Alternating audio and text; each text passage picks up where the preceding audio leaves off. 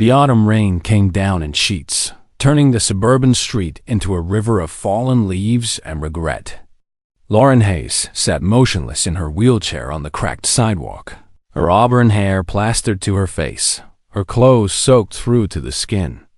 Around her, black garbage bags split open at the seams, spilling clothes and books and memories into the puddles forming at her wheels.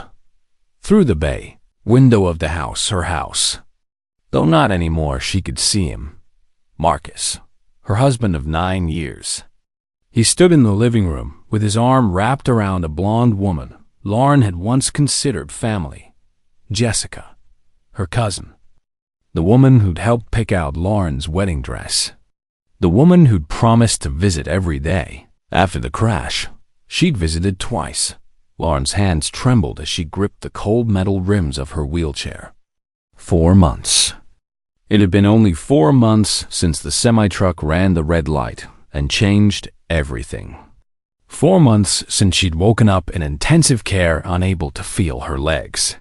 4 months since Marcus had looked at her with something colder than grief in his eyes.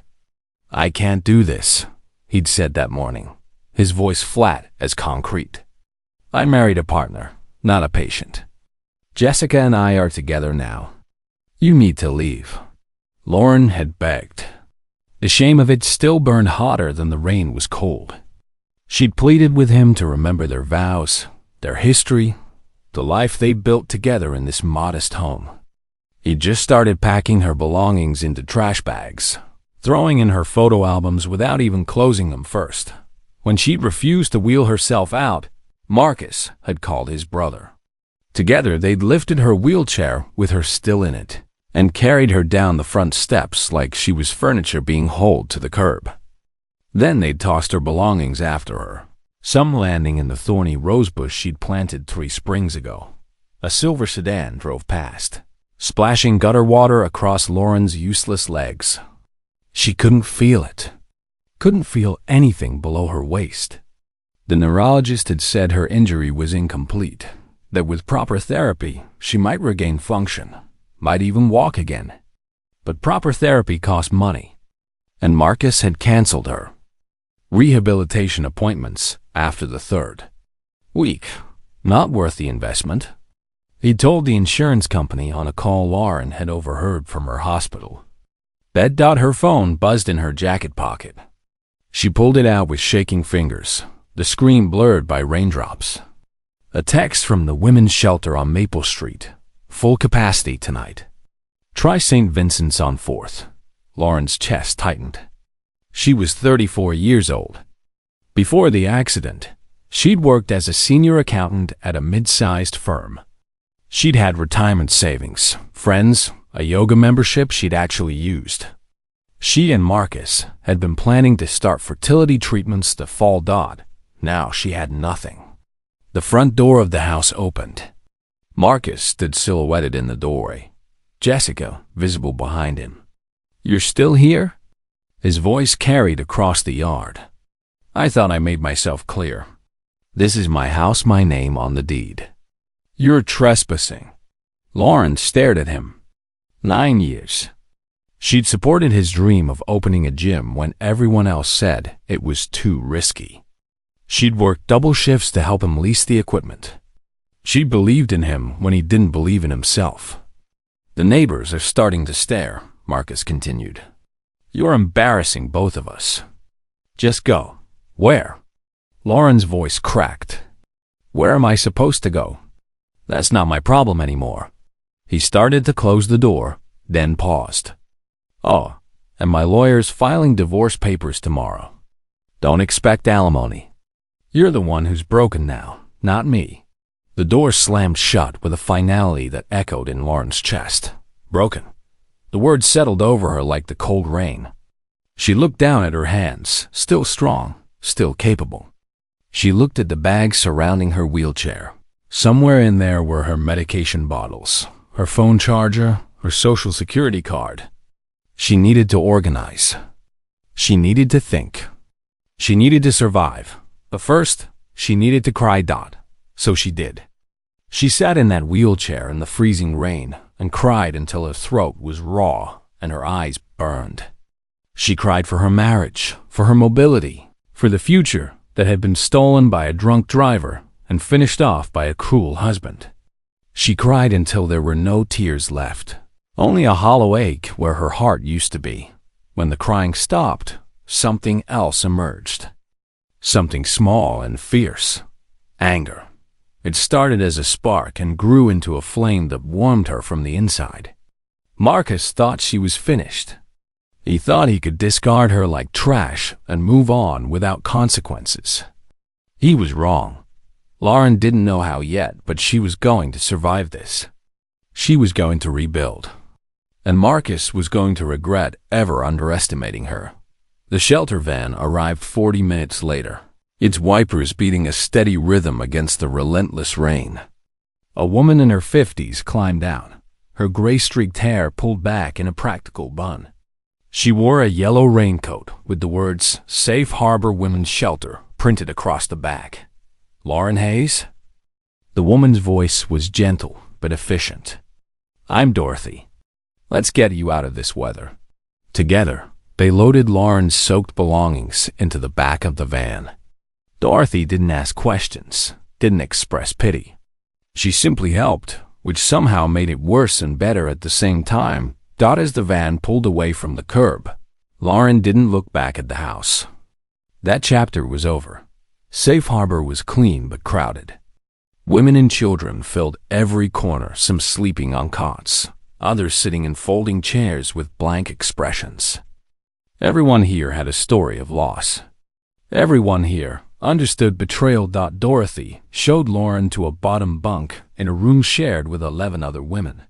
Bathrooms down the hall. Dinner's at 6. "We have a case manager who'll meet with you tomorrow to discuss next steps." She paused, her expression softening. "You're safe here. That's the most important thing." Safe. The word felt foreign. Lauren hadn't felt safe since the crash. That night, lying on a thin mattress that smelled of industrial detergent, Lauren stared at the ceiling and listened to the symphony of other people's pain. Someone was crying quietly in the corner. Someone else was snoring. A child whimpered in his sleep. Her phone buzzed. She'd managed to charge it in the common room. A text from her former boss, Greg. "Hey Lauren, heard about everything. So sorry. Let me know if you need a reference." A reference. As if she could work now. As if any firm would hire an accountant in a wheelchair who couldn't even make it through a full day without exhausting herself. But then another text came through. This one from an unknown number. "Ms. Hayes, this is attorney Benjamin Cross of Cross and Associates. I represent the estate of Victoria Ashford. I need to speak with you urgently regarding a family matter. Please call me at your earliest convenience." Lauren frowned. Victoria Ashford. The name triggered something distant in her memory. A name her father had mentioned once, maybe twice, before he died of cancer when Lauren was 7. Her mother had raised her alone after that, working 3 jobs, never speaking about Lauren's father's family. Her mother had passed away 2 years ago. Heart attack, sudden and devastating. She'd left Lauren a few $1,000s and a shoebox of old photos. Nothing more. Lauren stared at the text message. It was probably spam. Some scam targeting vulnerable people. But what did she have to lose? She called the number. A professional voice answered immediately. "Cross and Associates, Benjamin Cross speaking. This is Lauren Hayes. You texted me?" "Ms. Hayes, thank you for calling." The relief in his voice sounded genuine. "I've been trying to locate you for 3 months. Your former address had you listed as moved, and your workplace said you were on leave. I finally tracked you through your phone carrier. What is this about?" "It's about your grandmother, Victoria Ashford. She passed away 6 months ago. I'm the executor of her estate." Lauren's grip tightened on her phone. "I don't have a grandmother. My father's parents died before I was born, and my mother's mother passed when I was 12. I understand your confusion. Victoria was your paternal grandmother. She and your father were estranged. He left the family under difficult circumstances when he was 21. Victoria spent the last 30 years trying to find him, and after he passed, trying to find you. Why? Because you're her sole heir, Miss Hayes. Victoria Ashford was the founder of Ashford Medical Technologies. The estate is valued at approximately $4.6 billion. And it's all yours. The phone slipped from Lauren's hand and clattered to the floor. Several women in nearby bunks looked over. Lauren retrieved the phone with shaking hands. This is a joke. Someone put you up to this? I assure you this is completely legitimate. I have documentation, DNA records from your father's military service that Victoria used to locate you. Probate court filings, everything you need to verify my claims. Miss Hayes, I'd like to meet with you as soon as possible. Where are you currently staying? Lauren looked around the shelter at the peeling paint and flickering fluorescent lights. Can you meet me somewhere tomorrow? I'll text you an address. They agreed on a coffee shop 3 blocks from the shelter. I can do better than help. I can assemble the best rehabilitation team in North America. We'll start tomorrow if you're willing. I've already consulted with Benjamin Cross about costs. Everything is covered by your grandmother's estate. Your only job is to show up and work hard. For the first time in 4 months, Lauren felt something close to hope. Where do I go? The Ashford estate has a fully equipped therapy gym. I'll bring my team to you. After hanging up, Lauren called Benjamin Cross. I'm ready. I want to move into the estate. And I want to see everything, every file, every detail about my grandmother and the company. I'll have a car there in an hour. Lauren spent the next 60 minutes saying goodbye to the women at Safe Harbor. She found Dorothy in her office and presented her with a check for $500,000. Dorothy stared at the check, then at Lauren. What is this? A donation. So you can help more women like me. So no one has to be turned away when they're desperate. Dorothy's eyes filled with tears.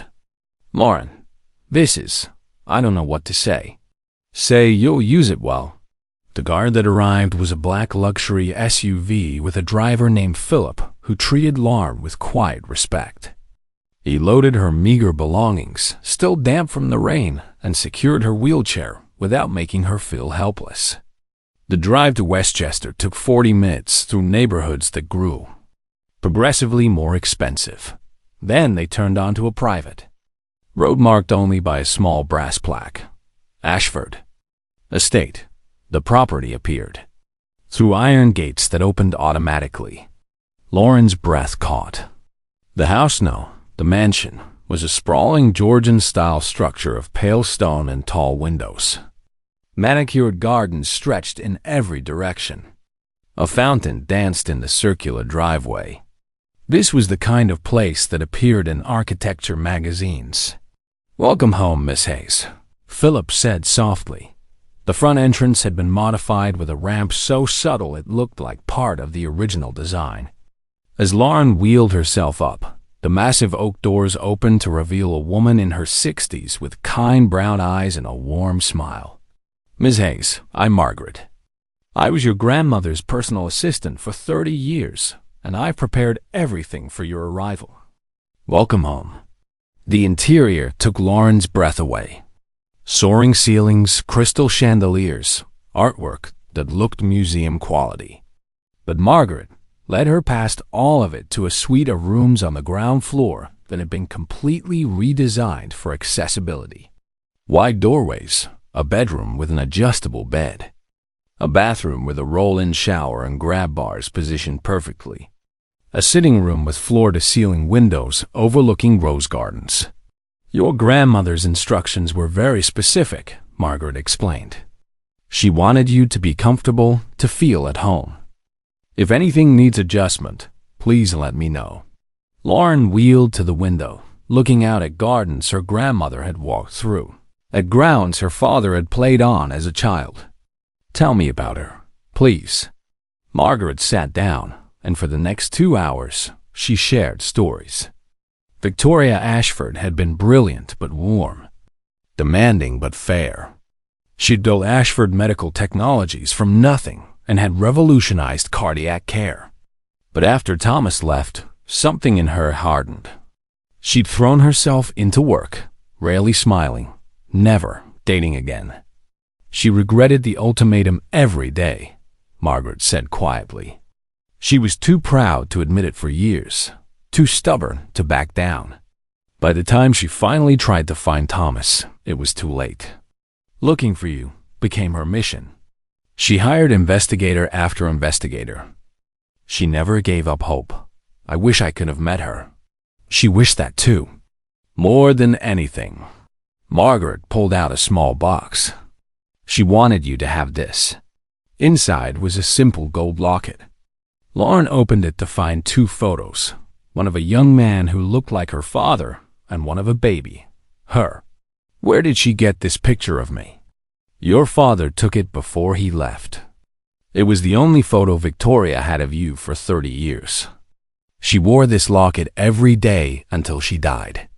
Lauren closed her hand around the locket, feeling the weight of decades of longing condensed into this small piece of jewelry. That evening, Dr. Singh arrived with 2 physical therapists. They assessed Lauren's strength, range of motion, and nerve function. The evaluation took 2 hours. You're deconditioned, Dr. Singh said frankly. 4 months of inadequate therapy has cost you progress. But your injury hasn't worsened, which is good. We start tomorrow. 6 a.m., 3 hours of therapy. It's going to hurt. It's going to be exhausting. And you're going to hate me some days. But if you commit to this, I believe you'll walk again. I'll do whatever it takes. That night, Lauren lay in the most comfortable bed she'd ever felt and thought about Marcus. He had no idea what had happened. He thought she was still at the shelter, broken and helpless. He thought he'd won, but Lauren hadn't even begun to fight. And now she had resources, support, and a legacy to honor. She fell asleep holding her grandmother's locket, dreaming of a future where she stood on her own 2 feet. The therapy was brutal. Dr. Singh hadn't exaggerated. Every morning at 6 a.m., Lauren reported to the estate's therapy gym, a professional facility that rivaled anything at a hospital. For 3 hours, she worked with a team of 3 therapists who pushed her to her limits and then beyond. They started with basic exercises, stretches to maintain flexibility, resistance bands to rebuild atrophied muscles, nerve stimulation to encourage reconnection. Lauren's legs, unused to such intensive work, burned and ached. Some days she cried from the pain. Some days she wanted to quit, but she thought of Marcus calling her broken. She thought of her grandmother spending 30 years searching. She thought of her father choosing love over money. And she pushed harder. Excellent progress, Dr. Singh said at the end of week 2.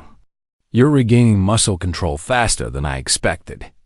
The nerve damage is responding well to treatment. I want to start weight-bearing exercises next week. Between therapy sessions, Lauren began learning about Ashford Medical Technologies. Benjamin arranged for the company's CFO, a sharp woman named Patricia Winters, to meet with her. Your grandmother built something remarkable, Patricia explained, spreading financial reports across the dining table. We're leaders in cardiac devices, but we've been conservative lately. The board is risk-averse without Victoria's vision. What would you do if you could? Lauren asked. Patricia's eyes lit up. There's so much potential in accessibility technology. Prosthetics that interface directly with nerve endings. Wheelchairs with AI-powered navigation. Devices that help paralyzed patients regain function. But these projects require significant investment with uncertain returns. The board won't approve them. Lauren thought of the women at Safe Harbor, of Dorothy's crowded shelter, of people like herself who'd been discarded by society. What if someone overruled the board? You could. As majority shareholder, your vote is decisive. But Ms. Hayes, you're new to this. Maybe you should learn the business before making major decisions. Maybe. Or maybe I know exactly what this company should be doing. That evening, Lauren called Benjamin. I want to attend the next board meeting. Are you sure? You're still in the probate process. You don't officially control the shares yet. Can I attend as an observer? I can arrange that. The board meeting was scheduled for the following Thursday. Lauren spent the week preparing, reading everything she could about the company, studying financial reports until her eyes burned. Margaret helped her select a professional outfit, a dark blue suit that looked powerful even from a wheelchair. The boardroom was on the 42nd floor of Ashford Medical Technology's Manhattan headquarters. 15 executives sat around a mahogany table, most of them men over 50. They stared at Lauren with barely concealed curiosity when she wheeled in behind Benjamin. Ladies and gentlemen, Benjamin announced, this is Lauren Hayes, Victoria Ashford's granddaughter and primary heir to the estate. She's observing today's meeting as we finalize the probate process. The CEO, a silver-haired man named Richard Drummond, offered a polite smile that didn't reach his eyes. Miss Hayes, welcome. We're discussing the quarterly earnings report and next year's budget. Lauren listened as they droned through numbers and projections. Everything was safe, conservative, designed to maintain the status quo. When they reached new business, Patricia Winters raised her hand. I'd like to revisit my proposal for the Accessibility Technology Division. Richard sighed. Patricia, we've discussed this. The ROI isn't there. These projects are too risky. The potential market is enormous. Over 1 billion people worldwide live with disabilities. They're underserved by existing technology. They're underserved because they can't afford premium devices. We're a for-profit company, not a charity. Lauren's hands clenched on her wheelchair arms. She'd promised Benjamin she'd stay quiet, but she couldn't listen to this. Excuse me. Her voice cut through the room. I have a question. Richard looked annoyed but forced another polite smile. Of course, Ms. Hayes.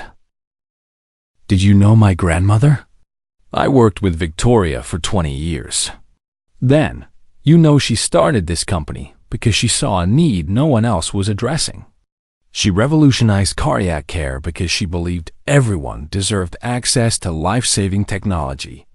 She didn't build Ashford Medical Technologies to maintain the status quo. She built it to change lives. The room fell silent. Richard's expression hardened. With respect, Miss Hayes, Victoria also built a profitable company. She understood business realities. She understood that profit and purpose aren't mutually exclusive. Lauren pulled out her phone, displaying research she'd compiled. The global assistive technology market is projected to reach $280 billion by 2030. Companies that move into this space now will dominate the future. But you're too focused on quarterly earnings to see the opportunity. Patricia was watching Lauren with newfound respect. Several other board members leaned forward, suddenly interested. Moreover, Lauren continued, Ashford Medical Technologies has the expertise, the manufacturing capability, and the brand reputation to lead in this space. My grandmother spent decades building that reputation. You're wasting it by playing it safe. Richard's jaw tightened. Ms. Hayes, I appreciate your passion, but you've been aware of this company for exactly 1 week. Perhaps you should learn more before criticizing our strategy. Perhaps you should remember that in 2 weeks, when probate closes, I'll control 63% of this company's shares. And my first act will be approving Patricia's proposal and finding board members who understand innovation. The room erupted. Some board members looked shocked, others excited. Richard simply looked angry. Benjamin touched Lauren's arm gently, a warning that she was pushing too hard. But Lauren didn't care. Her grandmother hadn't built this company by being timid. After the meeting, Patricia cornered Lauren in the hallway. That was either very brave or very foolish. Maybe both. Richard runs this company. You just made an enemy. Good. This company needs to change, and people like Richard are the reason it hasn't. Patricia smiled. Victoria would have liked you. That night, Lauren lay awake thinking about the meeting. She'd promised herself she'd honor her grandmother's legacy. But what did that mean? Running the company? Revolutionizing medical technology? Or something else entirely? Her phone buzzed. A text from an unknown number. This is Detective Sarah Chun. I'm investigating identity theft and fraud cases. I need to speak with you about Marcus Hayes. Lauren's heart raced. She called the number immediately. Detective Chen's voice was professional but warm. Ms. Hayes, thank you for calling back. I've been assigned to investigate several fraud cases, and your ex-husband's name appeared in our database. I need to ask you some questions. What kind of fraud? Identity theft, primarily. We've flagged unusual credit activity associated with your social security number. Multiple credit cards opened in your name, personal loans, cash advances. It started about 2 years ago. Lauren's grip tightened on her phone. I didn't open any credit cards 2 years ago. I didn't think so. The billing addresses are all routed to a PO box registered under your name. But the signatures don't match your DMV records. Ms. Hayes, someone has been systematically stealing your identity and ruining your credit. Based on the timeline and access to your personal information, the most likely suspect is Marcus Hayes. 2 years ago. That's when Marcus had started working late, when he'd become distant, when small amounts of money had started disappearing from their joint account. Lauren had trusted him. She'd never questioned anything. How much? She asked quietly. So far, we've traced approximately $190,000 in fraudulent charges. There may be more. Lauren closed her eyes. While she'd been working to support his business, while she'd been planning their future, Marcus had been destroying her credit and stealing her identity. Can you prove it was him? We're building a case, but we need your cooperation. I'd like to meet with you to go through the evidence and get your statement. They arranged to meet the following day at the estate. Lauren called Benjamin immediately after hanging up with Detective Chung. This changes things, Benjamin said grimly. If Marcus committed identity theft and fraud against you, that's multiple felonies. He could face serious prison time. Good. Lauren, I need to ask, do you want to press charges? This will become public. It will be difficult. Lauren thought about sitting in the rain while Marcus and Jessica laughed inside. She thought about him calling her broken. She thought about him canceling her therapy because she wasn't worth the investment. Press charges. All of them. I want him to face every consequence of his actions. Detective Chun arrived the next morning with 3 banker's boxes full of evidence. She spread it across the dining table. Credit card statements, loan applications, security camera footage from banks showing Marcus making withdrawals, text messages between Marcus and Jessica discussing the fraud. We found these messages on Marcus's cloud backup, Detective Chun explained. He wasn't very careful. Lauren read through them, each one more damning than the last. Marcus, got another $5,000 today. Easy money. Jessica. You're so smart, baby. She'll never notice, Marcus. And if she does, what's she going to do? She can't even walk. Lauren's vision blurred with rage. They joked about it. They actually joked about destroying my life. People like this often do. They feel entitled to what they steal. Detective Chun's expression was sympathetic. There's more. We found evidence that Marcus was planning to file for bankruptcy in your name. He was going to claim you had massive medical debt from the accident and couldn't pay. He would have walked away clean while your credit was completely destroyed. But he didn't know I'd found my family. No, he thought you were still at the shelter. He was planning to file the bankruptcy papers next month. Detective Chun closed her folder. Miss Hayes, with your testimony and this evidence, we can arrest Marcus Hayes on multiple felony charges. The DA is very interested in prosecuting this case.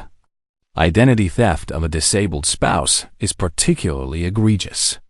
He's looking at 5 to 10 years in prison. Do it. The arrest happened the following Tuesday. Lauren wasn't there. Benjamin had advised against it, but Detective Chun called her afterward with the details. Marcus was at his gym when we picked him up. He was completely shocked. Kept insisting there must be a mistake. He claimed he had no idea what we were talking about. He's lying. Of course he is. But the evidence is overwhelming. He'll be arraigned tomorrow.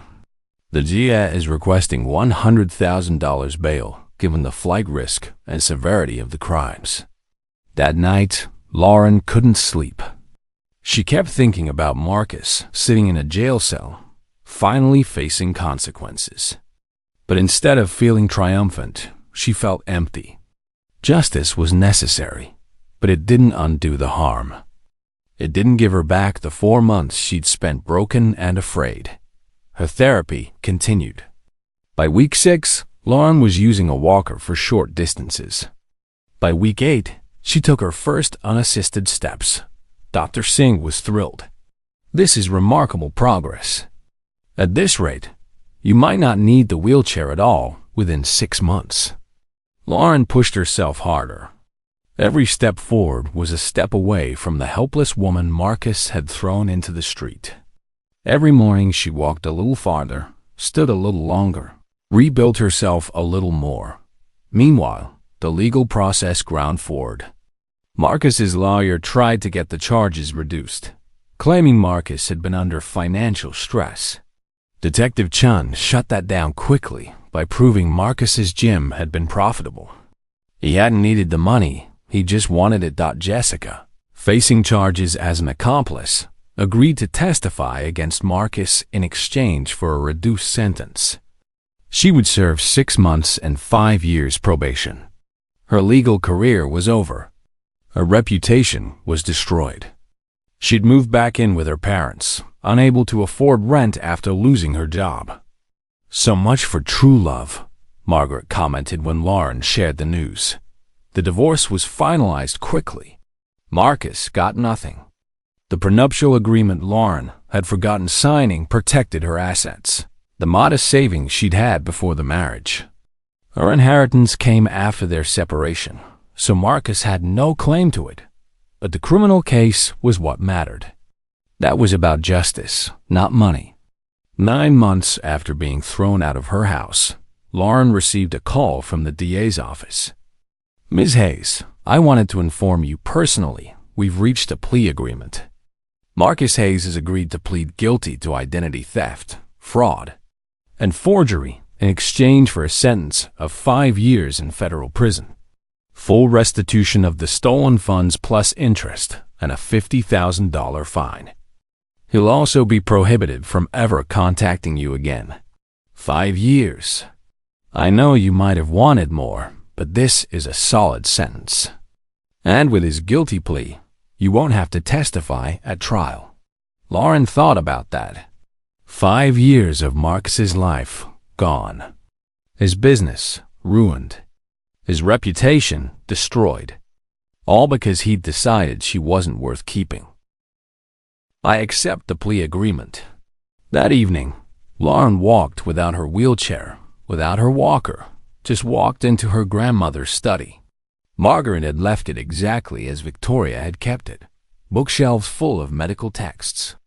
A massive desk with family photos, awards lining the walls. Lauren picked up a photograph of Victoria as a young woman, standing in front of the original Ashford Medical Technologies building, a tiny storefront compared to the corporate headquarters they occupied now. She'd built an empire. She'd changed medicine. She'd spent 30 years searching for a granddaughter she'd never met. I'm going to make you proud, Lauren whispered to the photograph. I'm going to build something that matters. She pulled out her phone and called Patricia Winters. The Accessibility Technology Division is approved. Start putting together your team. We're going to revolutionize assistive devices. And we're going to do it the way my grandmother would have, with innovation, compassion, and excellence. Patricia's excitement was audible. You won't regret this, Lauren. I know. 6 months after moving into the Ashford estate, Lauren stood without assistance and walked the entire length of the therapy gym. Dr. Singh actually applauded. You've achieved what most people would consider impossible. Your recovery is complete. You don't need me anymore. I do need you, but as a colleague, not a doctor. Lauren smiled. I want you to lead the medical advisory board for our accessibility division. Help us design devices that actually work for patients. Dr. Singh accepted immediately. Lauren's role at Ashford Medical Technologies had solidified. The board had reluctantly accepted her authority, though Richard Drummond remained hostile. She didn't care.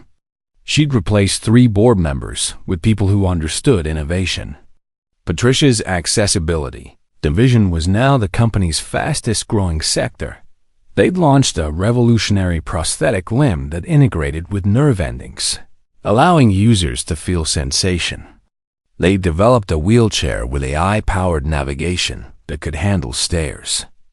They'd created a medical device that helped paralyzed patients regain bladder, control something that had dramatically improved quality of life. But Lauren's proudest achievement was the Ashford Foundation. Using her personal fortune, she'd created an organization that provided free assistive devices to people who couldn't afford them. Every month, thousands of people received equipment that changed their lives. One morning, Margaret informed Lauren she had a visitor. It's Marcus Hayes' mother, Helen. She says it's important. Lauren's first instinct was to refuse, but curiosity won.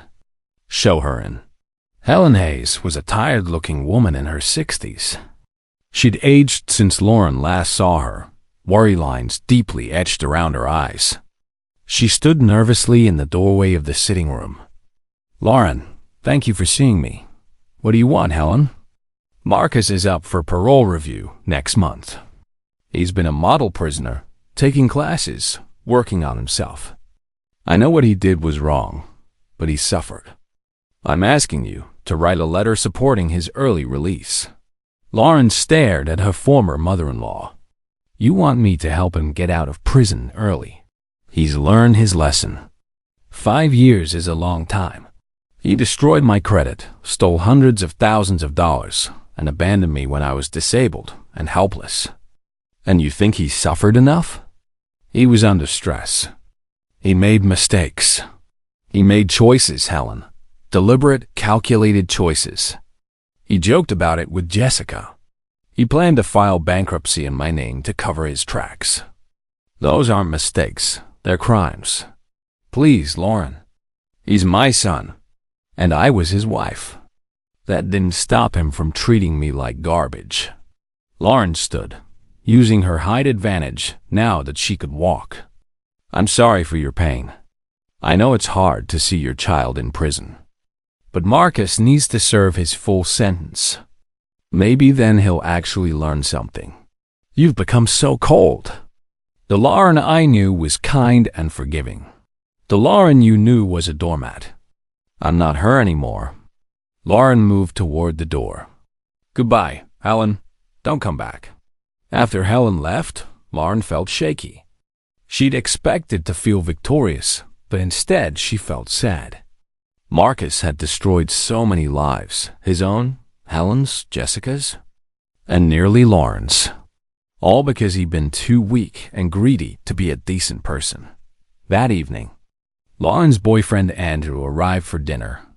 They'd been dating for 3 months. He was an architect who specialized in accessible design, someone who understood her world. He found her standing at the window, staring at the gardens. Everything okay? He asked, wrapping his arms around her waist. Marcus's mother came today. Asked me to support his parole. What did you tell her? No, he serves his full sentence. Andrew kissed her temple. Good. He doesn't deserve leniency. His mother said, I've become cold. You've become strong. There's a difference. Andrew turned her to face him. You have every right to demand justice. That doesn't make you cold. It makes you someone who knows her worth. Lauren leaned into him. Andrew understood her in ways Marcus never had. He saw her disability as just one part of who she was, not the defining feature. He celebrated her successes at work. He challenged her intellectually. He treated her like an equal partner. I love you, she said. I love you too. 2 weeks later, Lauren attended a gala for the Ashford Foundation. 500 people filled the ballroom: donors, patients, medical professionals, disability advocates.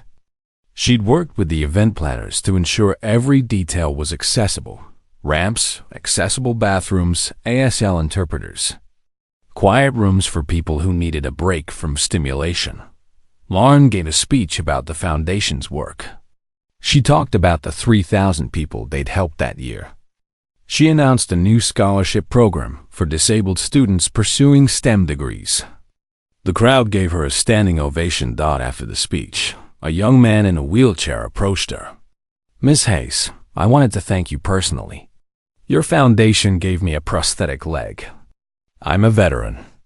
I lost my leg in Afghanistan. The VA couldn't provide the prosthetic I needed, and I couldn't afford it on my own. Your foundation changed my life. Lauren knelt down to eye level with him. What's your name? Daniel Torres. Daniel, thank you for your service. And I'm glad we could help. But you changed your own life. You did the work.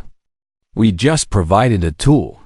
Still, without you, I'd still be stuck.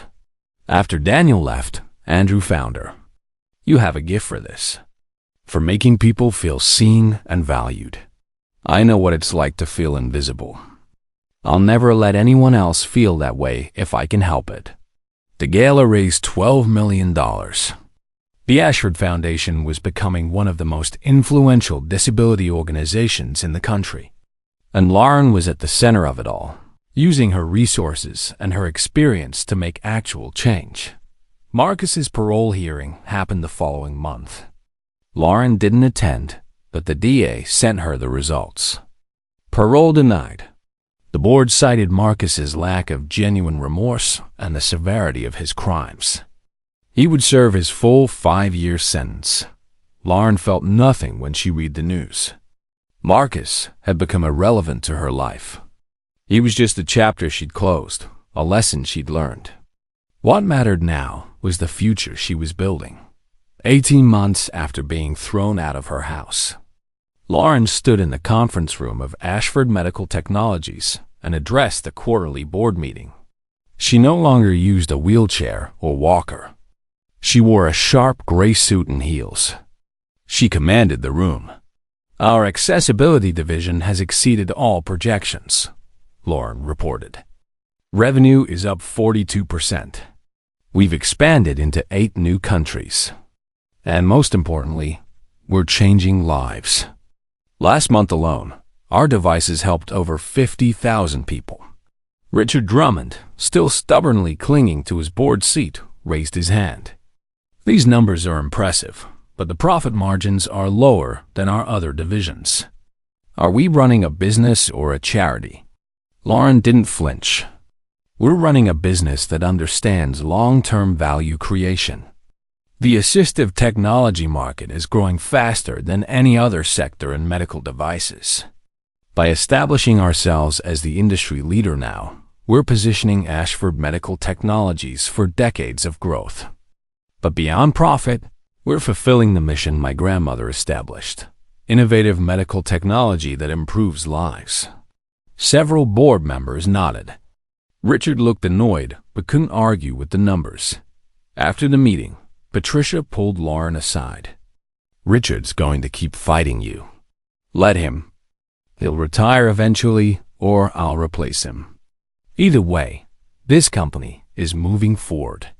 That evening, Lauren and Andrew walked through the estate gardens. The roses were in full bloom, filling the air with fragrance. Lauren had learned that her grandmother had planted these roses, had walked these paths, had sat on the bench they now approached. "I have something to tell you," Andrew said, looking nervous. He pulled out a small box. "Lauren Hayes, you're the strongest, most compassionate, most brilliant woman I've ever met. You inspire me every day. Will you marry me?" Lauren looked at the ring, simple, elegant, perfect, then at Andrew's hopeful face. A year ago, she never would have believed she'd be here, happy, successful, loved, ready to trust someone with her heart again. "Yes," she said. "Absolutely yes." They married 6 months later in a small ceremony in the estate gardens. Only close friends and family attended. Margaret cried throughout the entire ceremony. Patricia caught the bouquet. Dr. Singh gave a toast about Lauren's incredible journey from patient to leader. As Lauren and Andrew exchanged vows, she thought about Marcus. He'd tried to break her. He'd told her she was worthless. He'd thrown her away. And in doing so, he'd freed her to become the person she was always meant to be. She didn't hate Marcus anymore. She didn't think about him at all. He'd become a footnote in her story, not the defining chapter. After the wedding, Lauren and Andrew traveled to Switzerland for their honeymoon. But Lauren couldn't fully disconnect from work. She spent mornings answering emails and video conferencing with her team. Andrew didn't mind. He understood that the work mattered to her. One morning, Lauren received an email that made her pause. It was from Marcus's lawyer, sent to her business address, Ms. Hayes. "My client Marcus Hayes has completed his prison sentence and is being released next month. He wanted to reach out to you directly to apologize, but the terms of his release prohibit contact. He asked me to convey his deepest regrets for his actions. He understands he hurt you terribly and wishes he could undo the past. He's asking not for forgiveness, but simply for you to know he's sorry." Lauren read the email twice. Marcus was sorry. Maybe he genuinely was. Maybe prison had changed him. Maybe he'd finally developed a conscience, but it didn't matter. His apology, whether genuine or not, didn't change anything. It didn't undo the pain he'd caused. It didn't give her back the months she'd spent homeless and afraid. It didn't make him a better person. It just meant he'd finally face consequences. Lauren deleted the email without responding. Marcus had no place in her life. Not as an enemy, not as someone to forgive, not as anything. He simply didn't matter.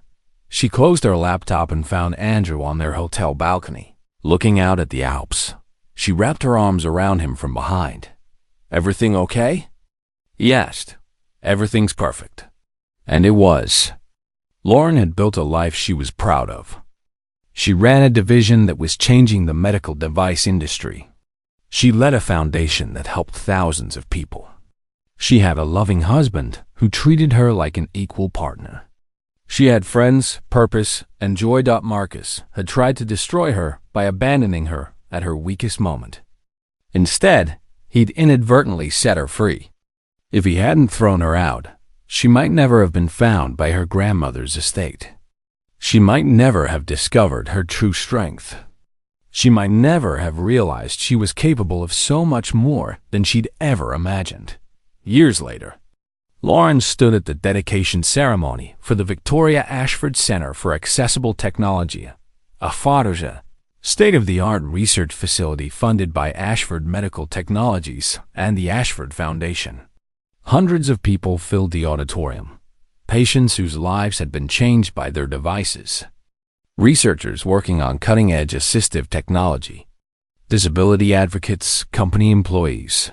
Lauren approached the podium, looking out at the crowd. She thought about her grandmother, who'd spent 30 years searching for her. She thought about her father, who'd chosen love over wealth. She thought about herself sitting in a wheelchair in the rain, believing her life was over. "My grandmother used to say that the measure of a company isn't its profits, but its impact," Lauren said. She built Ashford Medical Technologies to change lives, to give people hope, to make the impossible possible. This center honors her vision. Here, we'll develop technology that breaks down barriers. We'll conduct research that advances disability rights. We'll train the next generation of innovators who understand that accessibility isn't an accommodation. It's a fundamental right. Applause filled the room. Lauren scanned the crowd and saw Daniel Torres, the veteran who'd received his prosthetic from the foundation. Saw Grace, the elderly woman from the gala who'd regained her independence. Saw dozens of other faces, people who'd been helped, people who'd been seen, people who'd been valued. This was her grandmother's legacy. And now it was Lauren's too. After the ceremony, Margaret, now in her 70s, but still sharp as ever, found Lauren. Your grandmother would be so proud of you. You've honored her memory in every possible way. I wish I could have known her. She knew you. Through her research, her investigators, her hope. She knew you were strong and capable and kind. She was right. Margaret squeezed Lauren's hand. And she'd be thrilled to know you found a love worth having with Andrew. Lauren smiled. I got lucky. No, dear. You got strong. You did the work to heal. You built a life worth living. Marcus tried to break you, but instead he taught you exactly how strong you really were. That night, Lauren stood in her grandmother's study, her study now, and looked at the wall of photos. Her grandmother's achievements. Her father's young face. Her own wedding photo with Andrew. The picture of her at the center dedication. She picked up the gold locket her grandmother had worn every day, the one with her father's photo and her own baby picture. Lauren wore it now, a connection to a woman she'd never met but who'd never stopped loving her. I did it, Lauren whispered to the photo of Victoria. I built something that matters. I helped people. I made a difference. And somewhere she believed. Her grandmother was proud. The moral. Cruelty reveals character, but adversity reveals strength. When someone discards you at your weakest moment, they don't define your worth. They reveal their own lack of it. True strength isn't measured by what you have, but by what you build from nothing. And sometimes, the worst thing that happens to you becomes the doorway to your greatest destiny. The people who abandon you do you a favor. They get out of the way so you can become who you were always meant to be.